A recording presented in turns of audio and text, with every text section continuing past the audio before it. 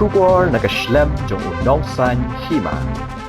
Ka Sharak Jong ka 6 Meghalaya Games 2008 kala Wanpoi ha ka nongba Jowai ha ka arpho terik ukalalingkot da ka jinya dinti ka balais pa anru pho kilometer kabasdang na Tura Shillong but IT yaka Shaka District West Giant Hills kanong pediang yaka ni ka lumpong ba ka jilla bat bala labo yaka hayong wali kalum kerweng ka jinglet chwa yaka Sharak kasdang da ka jinya pat ba na Hyperfuse Cafe chat pengit bat layat lingba ka yaw musyang Mission Compound hado lum kerweng ha ka bala senran lang da ka samla Heimon ki kai kanong mare bat ujesan kerchwami pasa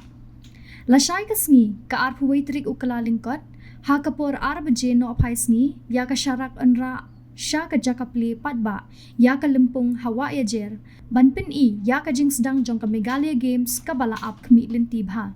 kanikas ngi ladon lang MLA ka Jowai but chairman ka MUDA uba Wailat Shilla working president uba John F Khashiying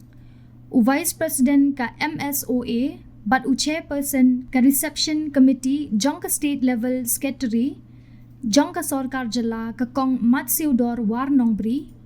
General Secretary ka MSOA uba F Paryat wahe shnong lum kerweng uba lamat o lalu.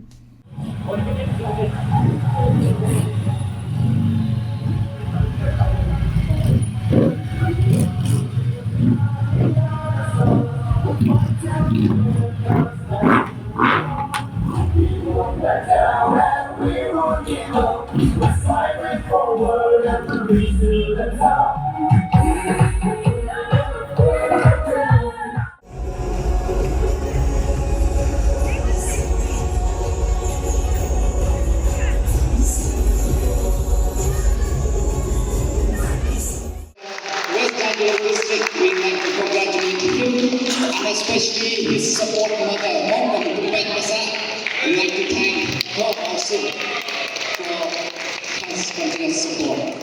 Really unpleasant. And we have high hope and expectation from the other athlete as well that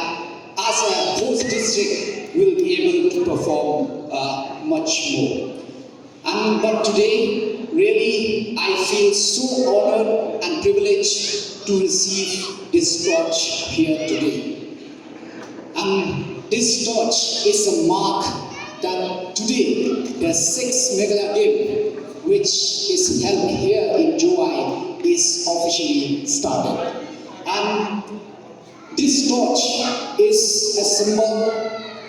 of unity, as it has come all the way from Tura, covering Garo Hills, Khasi Hills and Giant Hills. I think this is a symbol of cooperation, of peace and friendship of the citizen of the whole state.